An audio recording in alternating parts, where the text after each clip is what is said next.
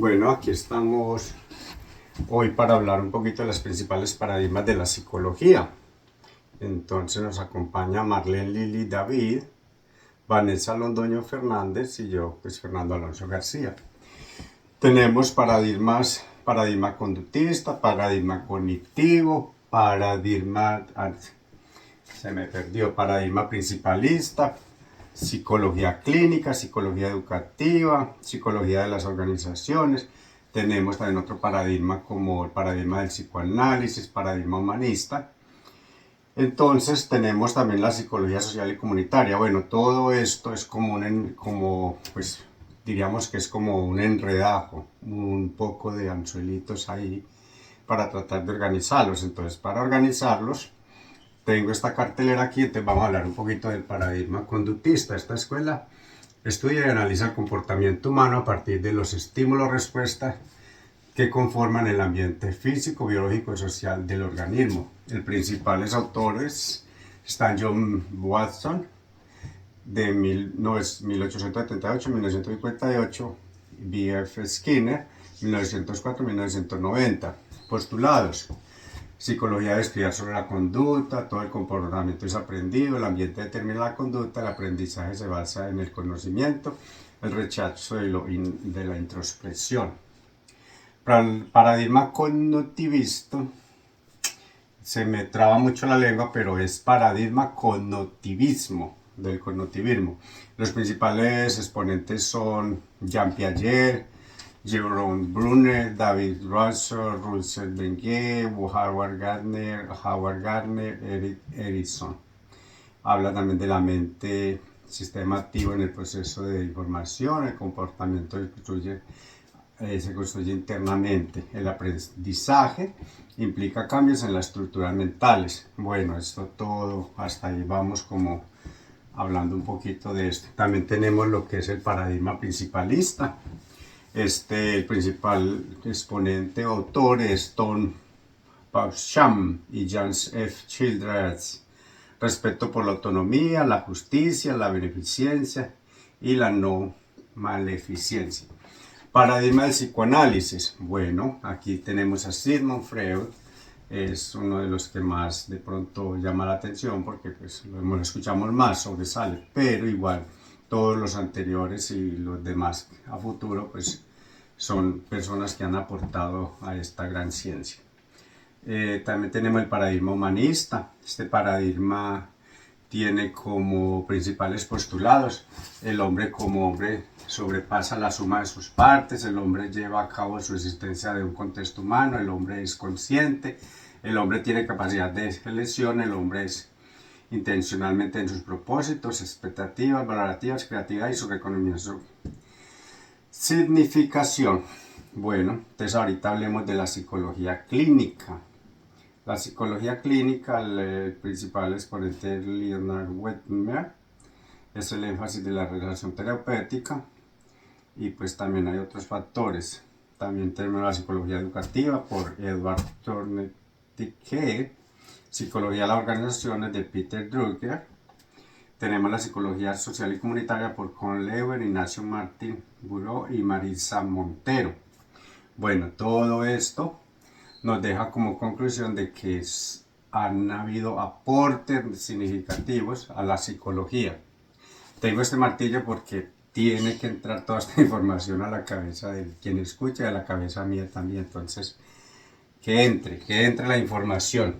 Bueno, entonces damos las gracias y le damos ahorita el paso a Marlene para que pueda darnos como una gran explicación acerca de otro tema tan interesante. Muchas gracias. Claro que sí, compañero Fernando. A mí me corresponde un tema bien interesante que son las corrientes o escuelas de la psicología. Entre ellas tenemos el estructuralismo. El estructuralismo nació para indicar las funciones básicas de la psique y su integración con las estructuras fisiológicas del sistema nervioso.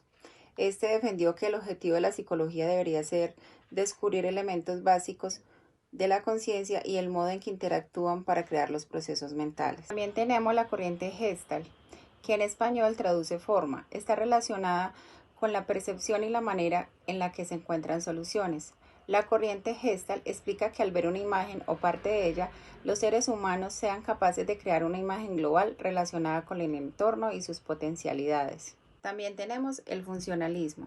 Esta corriente se basa en el estudio del funcionamiento del cerebro y de los procesos mentales, es decir, las funciones psicológicas que se llevan a cabo dentro de la mente. También tenemos el psicoanálisis, cuyo precursor es Sigmund Freud.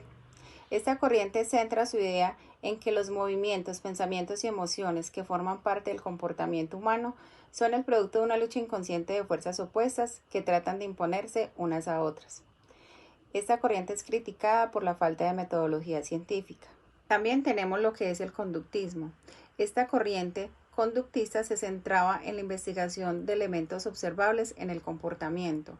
El objeto de estudio debería ser la conducta y no los procesos mentales. También tenemos la corriente del cognitivismo. Esta se enfoca en la percepción, la memoria, el razonamiento, el lenguaje y la planificación.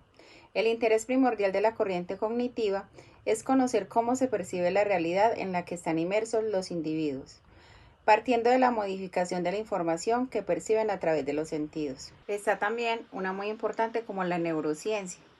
Esta se encarga de estudiar cómo el cerebro y el sistema nervioso influyen en los procesos psicológicos y en el comportamiento humano. Esta corriente analiza la relación que existe entre los neurotransmisores y las estructuras cerebrales y la conducta que manifiesta un individuo. También tenemos la corriente del existencialismo. Está enfocada en la experiencia humana desde una perspectiva filosófica, centrándose en cuestiones fundamentales relacionadas con la vida, la muerte, la libertad, la responsabilidad y el sentido de la existencia. Por último, les quiero hablar de la teoría sistemática. Esta se centra en el estudio de los sistemas y las relaciones interpersonales dentro de esos sistemas, en lugar de enfocarse únicamente en el individuo de manera aislada. A continuación, mi compañera Vanessa compartirá con ustedes otro tema muy interesante que hace parte de este trabajo. Muchas gracias. Hola, mi nombre es Vanessa Londoño y complementando toda la información de Fernando y Marlene, les voy a hablar de la línea de tiempo de la psicología en Colombia. Entre 1900 y 1920 se inician todos los primeros estudios y las primeras exploraciones en algunas universidades de Colombia, todo acerca de la psicología, pero más que todo en la Universidad Nacional. Allí es donde se inicia a estudiar, pero como de una manera muy aislada, manejándolo más bien desde el lado de la filosofía. Por allá ya en 1916 intentaron institucionalizar la psicología, pero luego en 1924 se creó un departamento de psicología en la Universidad Nacional. Más adelante, en 1930, 1940 y 1950, empieza en Colombia a ganar muchísima popularidad todo el tema del psicoanálisis de Sigmund Freud y se establecen las primeras clínicas psicoanalíticas en Bogotá. Luego, en nuestra línea de tiempo, en 1970 y 1980, se inicia a hablar de todo el tema del conductivismo y las terapias conductistas, gracias a psicólogos como Carlos Niño y Héctor Londoño. Ellos fueron los que introdujeron la psicología cognitiva en el ámbito académico y también en el ámbito clínico. Asimismo, en 1980 nace la Fundación o la Asociación Colombiana de Psicología, COLSI, que fomenta la creación de estándares de formación en todos los psicólogos. En 1980 y 1990 inicia el crecimiento de las psicologías aplicadas, las que son al trabajo, a la salud, a la orientación vocacional en las empresas y toma muchísima fuerza la psicología, todo ese tema de la psicología humanista. Por otro lado, en el 1990 y en el 2000 siguen creciendo todas las psicologías aplicadas. Pero en el año 1994 pasa algo que yo considero es algo muy maravilloso. Se crea el título profesional en Colombia de psicología. En el año del 2020 se expanden todas las psicologías para abordar problemas sociales como el conflicto armado, la violencia y todas las dificultades de bienestar emocional que están afectando en esos años a Colombia. En el 2010 y en el 2020 aparece todo el tema de la psicología digital. Llega toda la tecnología a nuestras manos con terapias en línea, aplicaciones para la salud mental y todo el tema de la psicología del Internet. Pero en el 2020 nace también nuevas tendencias como la psicología del positivismo, que tienen un enfoque y el estudio de la relación mente-cerebro. Y así finalizamos todo nuestro aporte de la línea del tiempo de la psicología en Colombia.